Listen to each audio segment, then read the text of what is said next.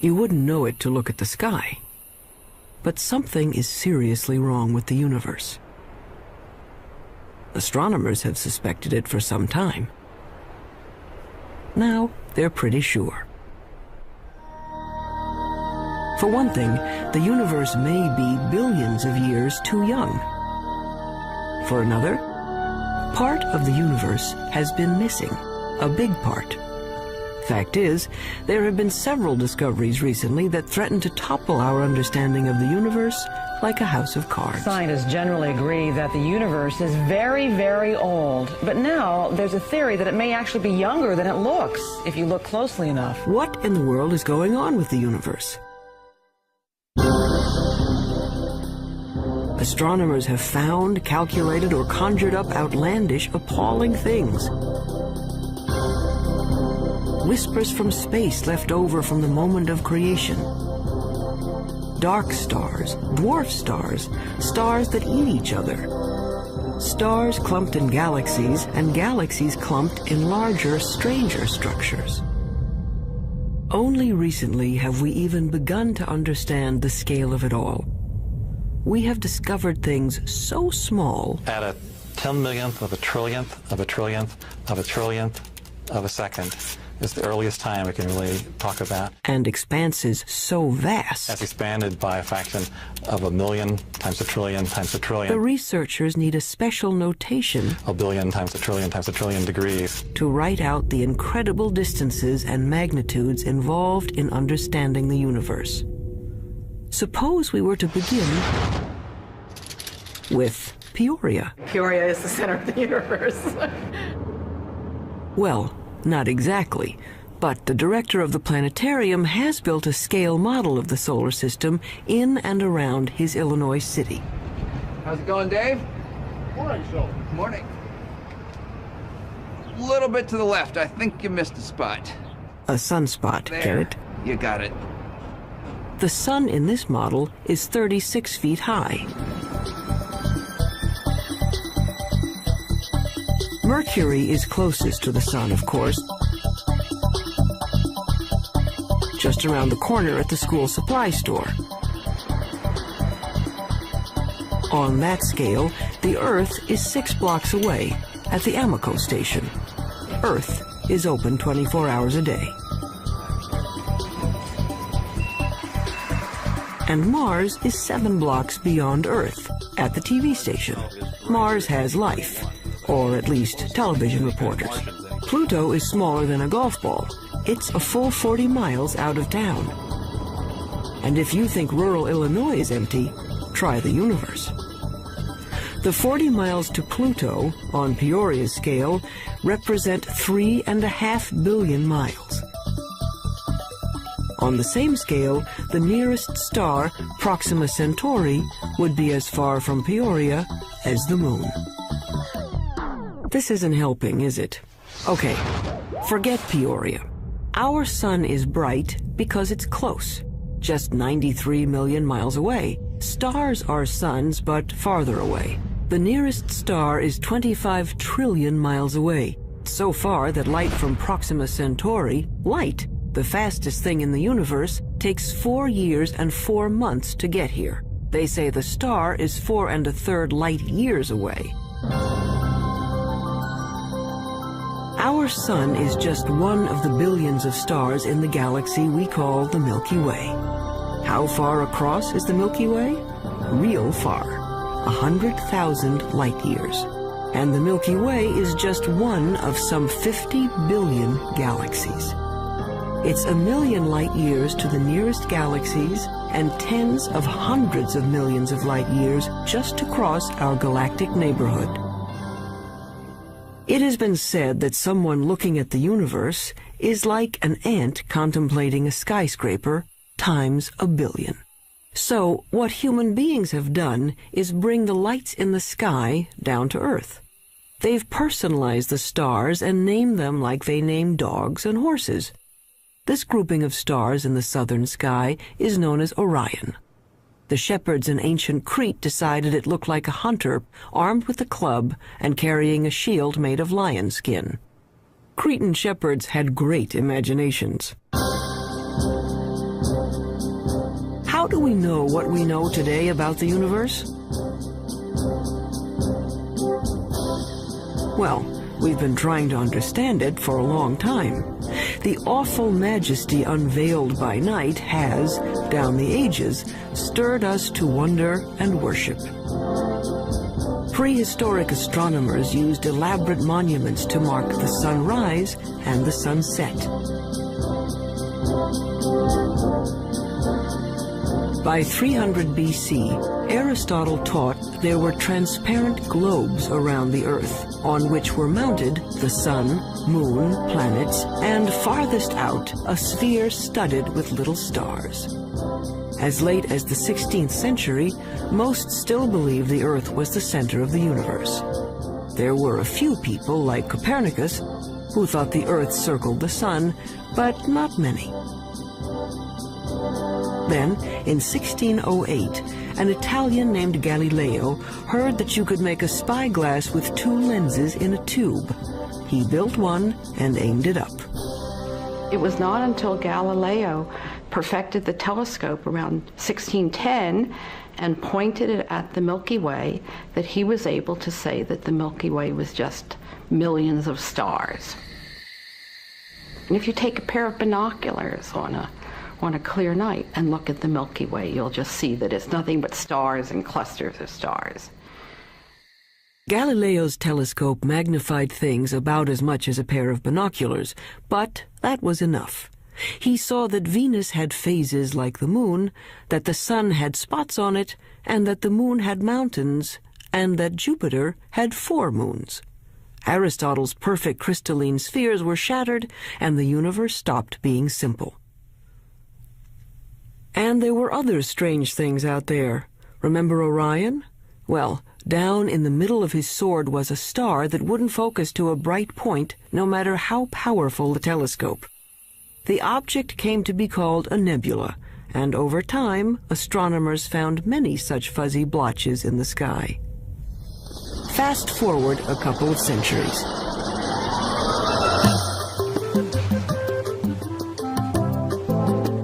By 1924, the big astronomical telescopes had mirrors as well as lenses to concentrate the light. The one on Mount Wilson in Southern California had a collecting mirror 8 feet across. Images were captured on photographic plates in slow, careful time exposures. In the dark chill of the observatory dome, Edwin Hubble was studying a distinctive kind of star called a Cepheid variable. Astronomers use it as a distance marker because they know how bright nearby Cepheids are. They know that the dimmer the Cepheid, the farther away it is.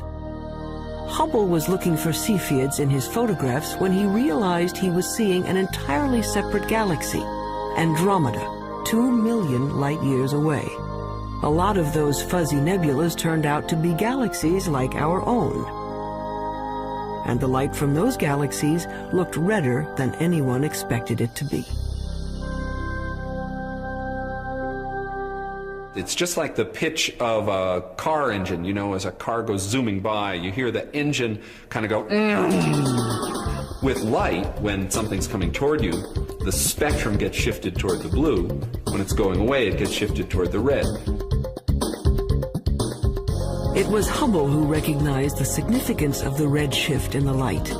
All those galaxies must be moving away from one another at terrific speeds. The entire universe was growing. The idea of an expanding universe surprised just about everyone and made a lot of scientists uneasy, even Einstein. Researchers wanted to believe in a universe that always was and always will be, eternal. But galaxies flying away from each other meant that once, long ago, they were clumped together. It meant something started them moving. The universe had a beginning. Today, it's called the Big Bang Theory. First, the universe was a bright, hot point, smaller than an atom. In the mother of all explosions, it started expanding. Eventually, the hydrogen gas in space cooled down and began to form stars and galaxies of stars. Galaxies flying outward, surfing along on the expansion of space itself. So now we can calculate the age of the universe. It's the kind of mathematics you do on a motor trip. If your speed is 30 miles an hour and you've traveled 60 miles, you can figure you've been traveling for 2 hours. The red shift tells us the speed of stars, and the milestone Cepheid stars tell us how far they've traveled. When astronomers divide it out, it says the Big Bang happened 15 to 20 billion years ago. Long ago and far away. So who cares? Well, we're answering one of the most fundamental questions that human beings can pose, and that is, how old is the universe that we live in? How did it begin? And what's its evolution? Those are major questions. Those are major philosophical questions, questions that religions have touched on, philosophy has touched on, physics is touching on, mathematics is touching on. And the people who are eventually going to come up with what is going to be accepted to be the right answer will make history of a kind. They will have contributed significantly to human knowledge. That, I think, is why it's such an important set of questions. And there's been a growing sense, as the millennium approaches its end, that the right answer is on the tip of our tongues, so to speak.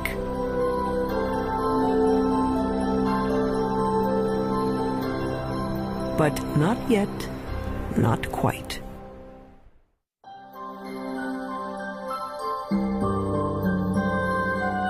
Today's stargazers usually head for the hills.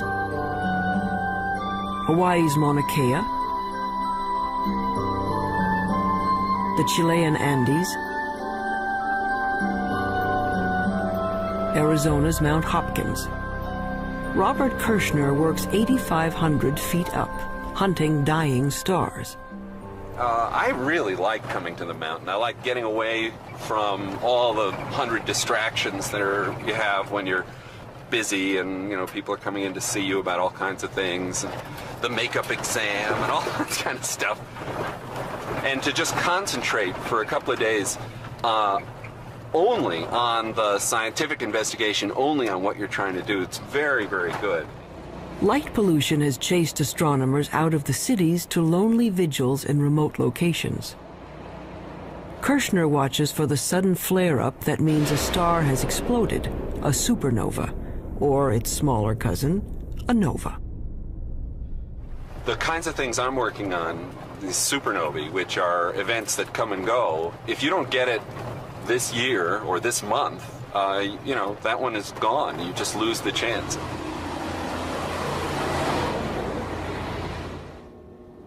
A supernova suddenly outshines its entire galaxy for a few weeks. If Kirshner and his colleagues can calibrate these cosmic flashbulbs, supernovas may prove even better mileposts than Cepheids. The game now for the supernovae, I think, is to find distant ones and to see if they really are the same as the nearby ones. Then we'll have a reliable tool to map out large-scale structure in the universe, and the supernovae, the Type 1 supernovae, look to me like a really good candidate for that. It's easy to find where supernovas have been. There are clouds of dust and gas in space marking places where stars have blown up. But supernovas are rare. A galaxy of 100 million stars might have one exploding star every 100 years. So Kirshner watches and waits. Well, the heroic age of observing has really passed. It used to be that you would be outside the whole night long, instead of sitting in a control room where a television brings the signal in and you're operating on a computer keyboard. 24. Okay, CCD in the right mode. It's hard staying up all night. Ours good. But there's a kind of sense of adventure to it that is a little bit like being a kid and lying out in the snow and kind of figuring out the constellations. Some of that is good for you, too. Yeah, fine. Breaking in the cookies already. Oh, I can have a cookie if I You want. have 10 hours to go. Look at all those cookies. I have one every half hour. I'll need the whole. In this era of digital cameras and electronic light amplifiers, men are still watching the skies and craftsmen are still grinding telescope mirrors. Like this 21-foot monster under construction at the University of Arizona. But one thing hasn't changed much in 400 years. astronomers are still battling their ancient enemy, the air. Starlight shimmers and twists as it passes through our atmosphere. The twinkling of the stars may be a delight to poets, but astronomers are trying to get rid of it. What we can do is shine a laser into the sky. We focus on some sodium atoms, which are at about 100 kilometers above the surface of the Earth. We can make those glow with the laser and create an artificial star, which is sort of directly in line with the very faint object we want to look at. And then if we measure the blurring of the artificial star and correct that, then the faint object we really want to look at is corrected as well. And we have liftoff. Liftoff of the Space Shuttle Endeavour. But until that technique is perfected, astronomers have another way to take the twinkle out of the stars. All they have to do is put the telescope above that pesky atmosphere, in orbit. In 1990, NASA launched a space telescope and named it for Edwin Hubble. Unfortunately, its mirror was made wrong and its first pictures were blurred. Astronauts had to go up and fix it. Houston, let's go fix this thing. We copy. Move it out of the sun a little bit. We had a good aliveness test. Outstanding. Houston, Endeavour has a firm handshake with Mr. Hubble's telescope.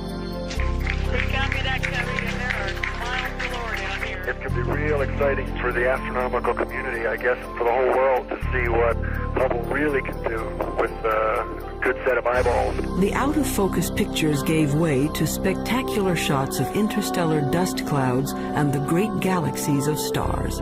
In just one bit of the sky, a tiny patch that could be blocked by a grain of sand held at arm's length, astronomers found 2,000 galaxies.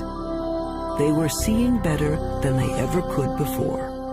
So one way of looking at it is if there was a firefly in Tokyo, and here we are in Washington looking at it, we could tell if there was another firefly 10 feet away. We'd actually be able to distinguish them. In 1994, at the Space Telescope Science Institute in Baltimore, astronomer Wendy Friedman was using the newfound clarity of the Hubble to observe the heavens and stumbled into the cosmological controversy of the decade. Yeah, I just wanted to ask you not to break out any observations until I give you a clear. So when were these images taken? She and her team, like Edwin Hubble before them, were looking at those milestone stars. My cosmic rays aren't nearly as apparent. For our work, we need a telescope out in space because what we're after is a certain kind of star. It's called a Cepheid. And we have to be able to detect that kind of star against the background of a galaxy. And the Earth's atmosphere smears and blurs our view, and we can't detect those stars. Friedman got the best readings yet on Cepheids in a neighboring galaxy, and a measurement of its distance. Using the redshift speedometer, she calculated a new age for the universe. Our preliminary measurements indicate that the age of the universe is somewhere in the range from 8 to 12 billion years. And that immediately brings about a conflict with other ages that have been measured. That's a problem. Her universe is younger than some stars, and the age dating of stars is very accurate. Scientists can read a star's chemical changes like a clock. When we look at a cluster of stars, hundreds or thousands, it doesn't really matter. What we have to do is go in and measure the brightness of the brightest star that's left in the cluster, that's still burning hydrogen in its core. And that star is the minute hand on the clock, because that's the star that is closest to burning out its hydrogen, closest to ending its life, and that's a direct measure of the age of the cluster. But unfortunately, the star clock has been running 6 billion years longer than Friedman's universe. But we're looking at globular star clusters, 100,000 to 1 million stars, and they're being age dated by several very reputable groups of physicists, astronomers, and they're all coming up with ages 17, 18, 19 billion years. That's a problem. We're very close to having a kind of contradiction between the ages of the stars and the age of the universe. This would be quite embarrassing, because you really shouldn't be older than your mother. Clearly, if the universe is 10 or 12 billion years old, then there can't be stars in the universe that are 15 or 17 billion years old. That's not logical, at least if the entire Big Bang theory is right or even close to being right. Wendy Friedman is well aware of the dilemma. She knows that, like many other puzzles about the universe, this one will probably be around for a while. I mean, anytime you get a new tool, you get data that are of better quality than were possible to obtain in the past. Yeah. You learn new things, and yes, sometimes leads to confusion because there aren't answers for all of the questions that are being raised. But it's a healthy aspect of science and how science proceeds.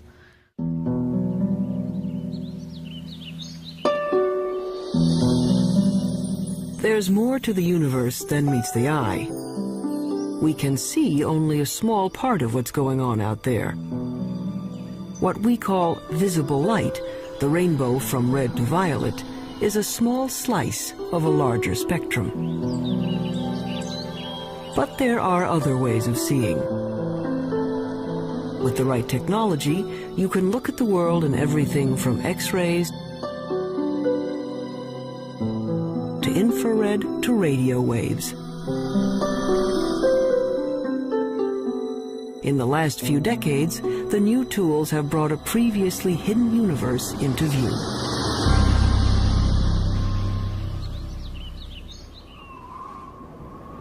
Take the sun. Nothing to do but roll around heaven all day, right? But by using the X-ray part of the spectrum, astronomers can see the sun is a very busy place. Pictures made by X-ray detectors show there's a cauldron of nuclear reactions boiling beneath its surface. Using film sensitive to ultraviolet, we can see great plumes of superheated gases rising from the sun's surface. Our well-behaved, friendly neighborhood star is a continuing, self-contained thermonuclear explosion.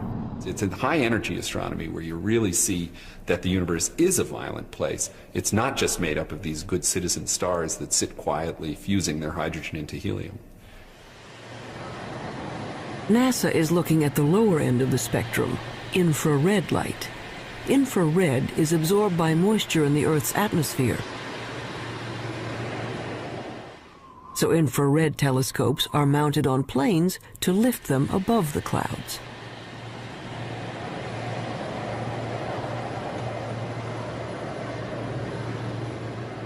Just like fog lights on your car will enable you to see deeper, in the infrared you can see deeper into the universe. We warm human bodies shine in the infrared. Anything at my temperature in the universe is emitting planets, comets, other bodies.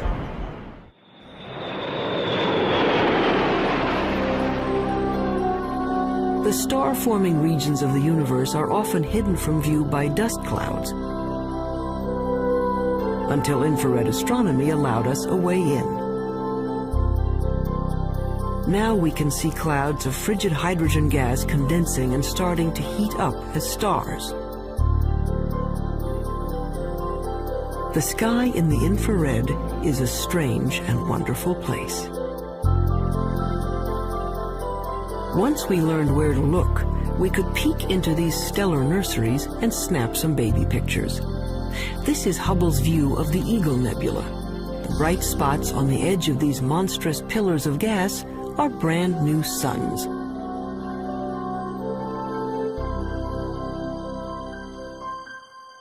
But as spectacular as the pictures are, scientists owe much of their understanding of the universe to radio static, a whisper from the sky. If you're listening to the universe with a radio telescope, it would mainly be a hissing sound. It sounds like steam escaping from radiators. They heard it first by accident. In 1965, researchers at Bell Telephone Laboratories had built a powerful listening station to hear signals from the first of America's communication satellites. But they were distracted by an ultra-low frequency hiss from everywhere in the sky. What they were picking up was energy from the bright flash that started the universe, an echo of the Big Bang itself. Radio astronomy was the second big window we opened on the universe. The first big window was Galileo going and putting a telescope to his eyes and seeing if he could see with his own eyes, and then with film eventually. The next big step was radio astronomy. It's a great step forward in terms of discovering new things and understanding new things. The discovery of the cosmic background radiation was a fatal blow to those who wanted to believe in an eternal universe. The Big Bang proponents had won. But the cosmic background radiation seemed to be smooth and even, coming from everywhere in the sky. Just what you'd expect from a universe that began from a single point. But then, why weren't the stars spread evenly through space? Galaxies should be moving steadily outward as the universe expands. Each should be moving away from all others like raisins in a rising loaf of bread. Astronomers had thought that the universe was sort of expanding uniformly and the galaxies were just going along, and that the only motion we should see is the Earth going around the Sun and the Sun going around the galaxy. But in fact what we saw was that the largest motion of all was the galaxy itself moving. And that really surprised astronomers, and the only conclusion we could come to was that something was causing the galaxy to move away from just the simple expansion of the universe. And after thinking about it for a while, the conclusion was that there must be a large group of galaxies near us.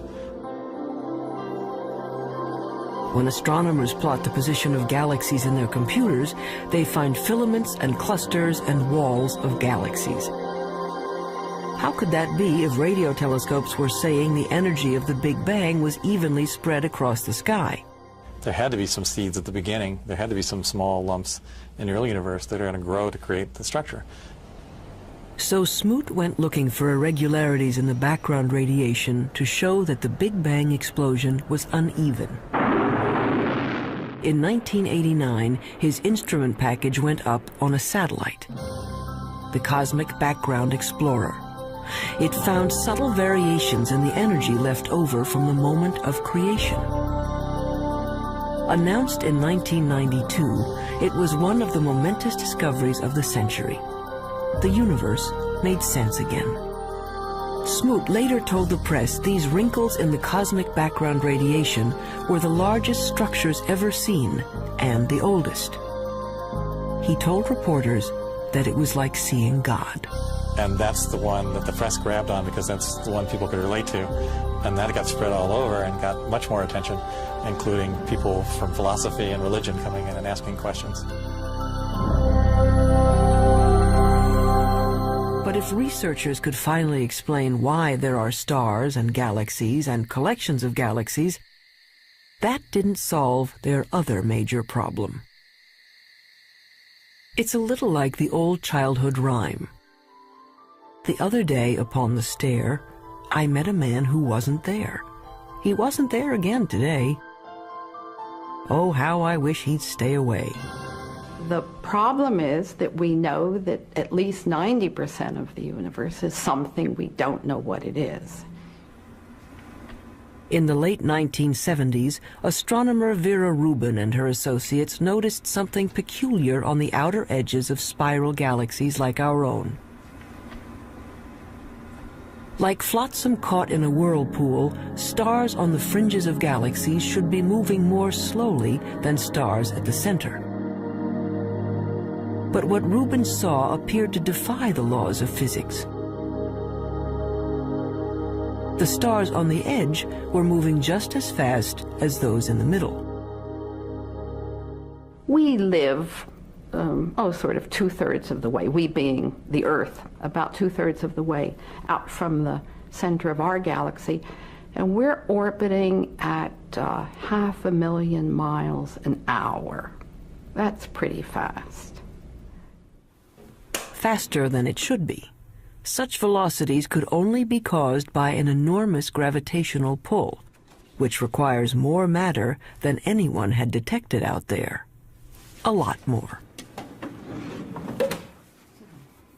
It was a shock to learn that when we were studying the universe, we really weren't studying the universe. We were studying just the 5 or 10% of it that was luminous. So it's like, I don't know, trying to study the Earth and just looking at Pennsylvania.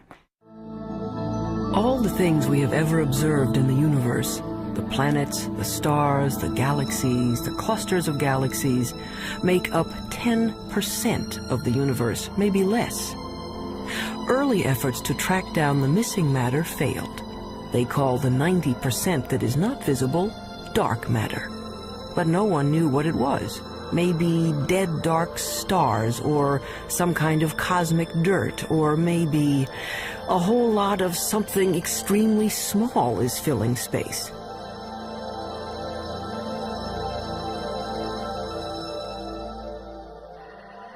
Subatomic particles called neutrinos might make up part of the missing mass, but not enough.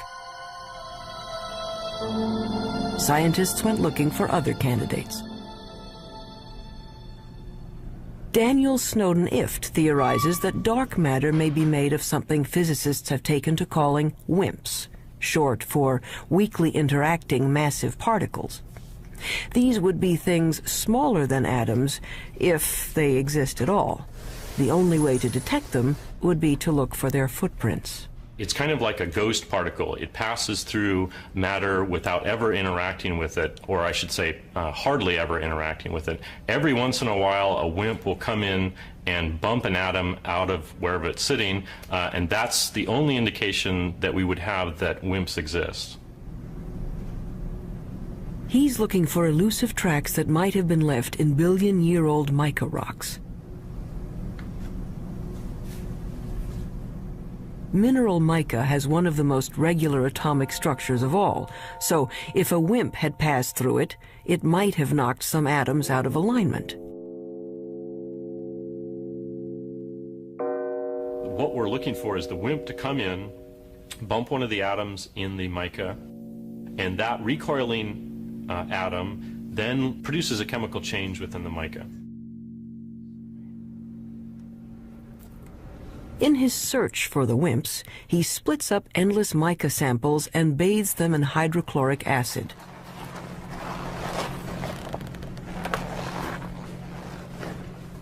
It's a little bit like developing a photograph.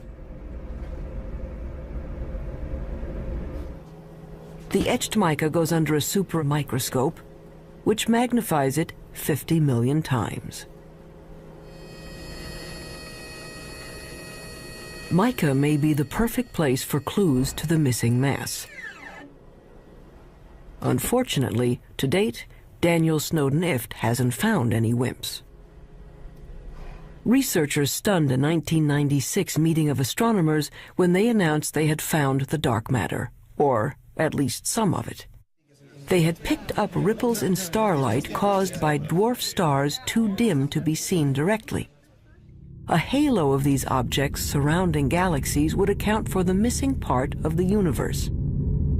To bug the physicists looking for WIMPs, the astronomers call these tiny dense stars machos, massive compact halo objects. The research to confirm the mysterious source of gravity goes on.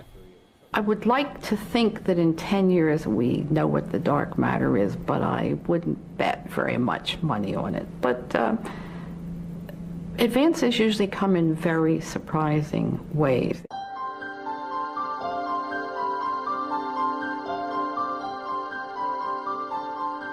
Why do we care about something that we can barely measure and can't see at all?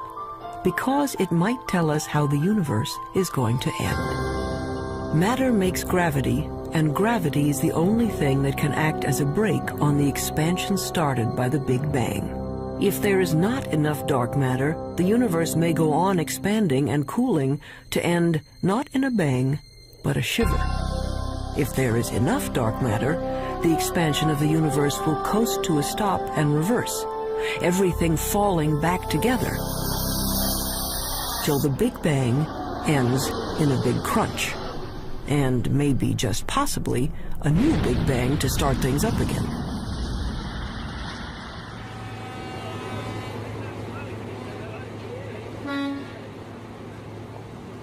Albert Einstein, among other things, revolutionized the way we think about good old gravity. Astronomers generally only talk about one force, and that's gravity. And the reason for it is almost everything that's important on the large scale, that is on the scale of planets and stars or the universe as a whole, is gravity. From Einstein, we know that the gravity that pulled Newton's apple down from the tree isn't a kind of magnetism. Gravity is a property of matter and space. Matter bends space. The more mass, the more space around the mass is warped. That's why the moon goes around the Earth. It's trapped in a dimple in space, a gravity pit created by the mass of the Earth. When enough matter collects, gravity is strong enough to squish hydrogen atoms into helium atoms. This fusion releases enough energy to turn on a star. But gravity is also a star killer. Stars are born, age, evolve, and eventually die, just like people. They have a regular life cycle. During the entire life of any star, there is this delicate balancing act, because gravity is always at work trying to crunch the star down into a small point, and the high internal pressures are trying to blow the star up and blow it apart.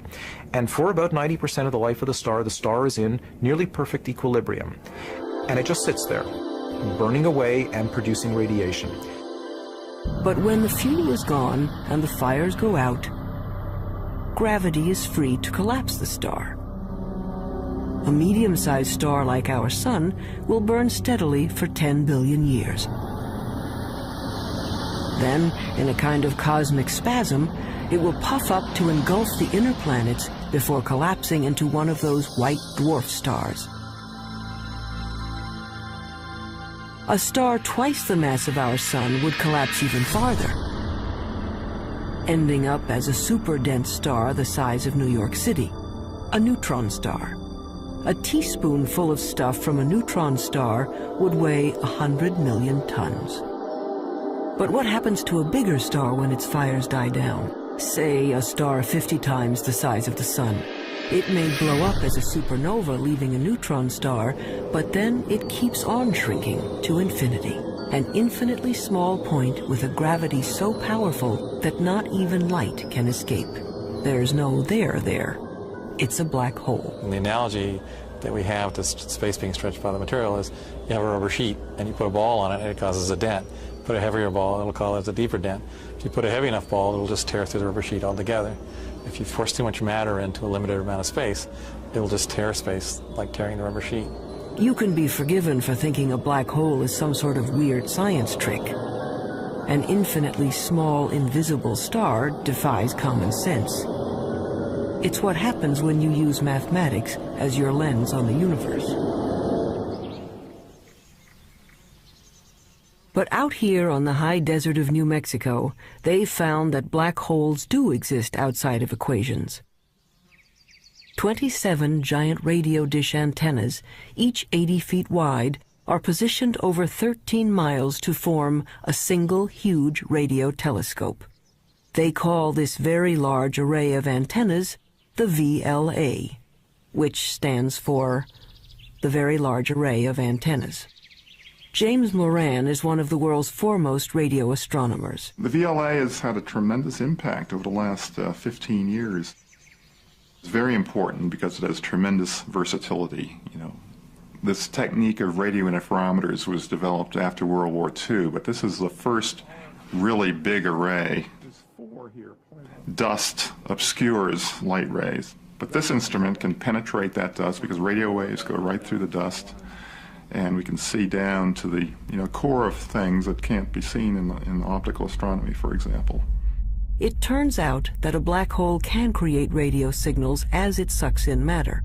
The signals can show up as a beam of microwaves, a microwave laser, or maser. Why you would find a maser in a black hole is a complete mystery. I don't think anybody would ever have predicted this. What we have found is that there's actually a very light molecular cloud in a disc shape. My friends refer to it as the maser frisbee. We didn't go looking there hoping to find something coming out of a very compact region around the black hole. It just plopped onto our computer printouts. A black hole can attract dust and gas in its neighborhood into a whirling disk of molecules. Those molecules release great bursts of radio energy as they are drawn in. There seem to be black holes made not from single stars, but from whole clusters of stars. They have a mass 100 million times that of our sun. But these monsters are still infinitely small points, capable of gobbling up other stars. But where does the stuff that falls into a black hole go? Does it just fall out of the universe? Possibly. Or it may pop up somewhere else in space. If you'll excuse an indelicate metaphor, there may be white holes regurgitating matter eaten by black holes in another part of the universe, a wormhole in the fabric of space and time, allowing you to go from one location to another without crossing the space in between. Or it might go to another universe entirely. Astronomy's reigning theoretical genius, Stephen Hawking, proposed that the black holes in our universe might well give birth to other universes. In fact, there might be any number of universes, like bubbles in the bath. We don't know, and probably can't know. If you fell into a black hole, you'd be stretched until you were thinner than a strand of spaghetti, which wouldn't bother you because time would stop. The rules of the universe as we know them don't seem to apply to black holes. That's what happens when you start messing around with infinities. It leaves us with a universe with holes in it. A universe with a lot of room for imagination.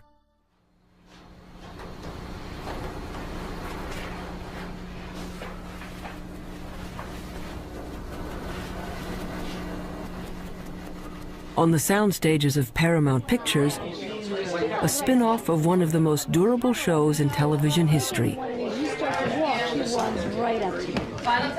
Star Trek Voyager. Quiet on the stage. Anyone not ready? Roll, please. Rolling. Action! I want a full systems report. And Mr. Kim, Mr. Tuvok, I want every iota of information that was recorded regarding this phenomenon. Let's see what you have, Mr. Kim. There. It's registering only on subspace bands. We don't even have it on long-range sensors yet. Verteron emanations. Tunneling secondary particles.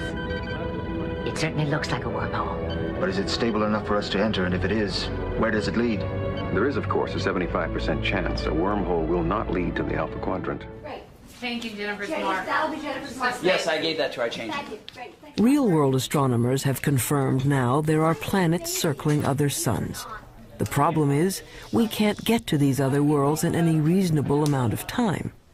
20th century physics says nothing can go faster than the speed of light. You want black wrap that? Sure, go ahead. But that would be much too slow for a 24th century operation like Star Trek. The dramatic need of a television series called Star Trek is that we need to travel to a different planet every week. So Gene Roddenberry said, well, okay, we're going to have something that he called warp drive, which somehow warped space and let us travel through subspace. How does this work? We don't know. But nevertheless, we see it work every week, and hopefully the audience buys it. A lot of scientists love this show and have even written books showing how Star Trek physics might work. Shake anyone? Felix, what happened to you? It's After all, it wouldn't be science fiction if it didn't have science in it. Star Trek science advisor Michael Okuda. Our core fan audience is tremendously scientifically knowledgeable, and when we violate the laws of physics or the laws of physics according to Star Trek, they let us know, so they keep us honest. In the third season of the show, once we had a phaser come out of a photon torpedo port, something that I, to this day, don't know the difference between. And we got over 100 letters the next day. Any analysis yet, Ensign? Too far away. We'd have to be within 1,000 kilometers to get a detailed analysis. But that would mean a significant course change. Well, Mr. Kim, if there's even the possibility of finding a wormhole, I think we can afford a detour. Scientists take wormholes seriously enough that they have become an assignment in George Smoot's physics class. Given a wormhole a couple of miles across, students are asked to calculate what could pass through without being destroyed by gravitational tides.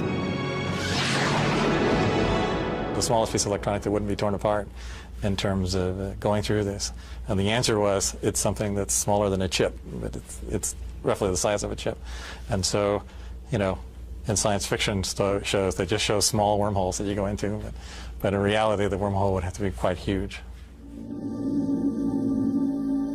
But theoretically, at least, you could go someplace else in space or time. As far as physics goes, a wormhole is a loophole in the laws of the universe.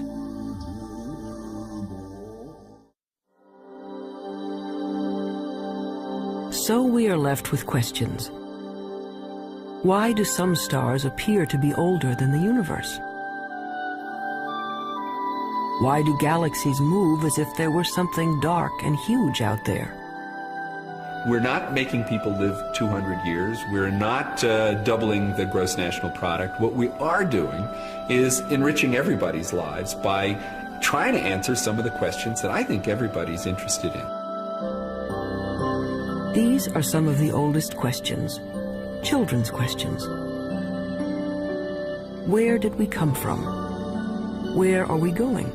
Are there other worlds? What is outside the universe? What happened before the universe started? What happens after the universe ends? You want to find out, well, where does science end and where does philosophy take over? And it's not clear where they do. Modern astronomy is a young subject, and each time we get a new and better tool for looking into the void, we find surprises. More and more data that doesn't quite fit. And I think it's portrayed as if the field is in total confusion and chaos, and I think very often it appears that way at the forefront when things are not understood and there are unsolved problems. But progress is being made. The fact that we're able to take these subtle clues, that things you can barely measure with the biggest, most sophisticated instruments, and figure out that they are telling you about what the universe was like 15 billion years ago, I think that's a terrific thing. Why does the universe exist? Given the fact that it does exist, the fact that it is as exquisitely beautiful, as exquisitely tuned as it is, that it works as astonishingly well as it does, and that we, very tiny creatures on a rather remote planet, not in any special place in the universe, have been able to evolve in this universe and sense the universe, the entire universe around us, that we can sense that there are things out to 15 billion light years away from us. That to me is just a mind-boggling concept. We are the only star in the universe that we know about that has life, so perhaps that makes one feel a little more unique and life a little more precious thing, knowing that it doesn't seem to be that common. We are part of the universe. The material that we know, the matter we're made of, started out as atoms produced by exploding stars. I like very much the fact that every atom in our bodies has come from some star. If there were no stars, the universe would be all hydrogen and none of what we know would exist. And that's why it's not an exaggeration to say that human beings are stardust, because the iron in our blood and our hemoglobin and the calcium in our bones and all the other heavy elements in our body were created in supernova explosions. So in our quest to understand the universe, we come back to ourselves. If we are made from the elements of stars, aren't we then, in a way, the universe trying to understand itself? It's not quite what the ancients were talking about, but maybe we're in the center of the universe after all.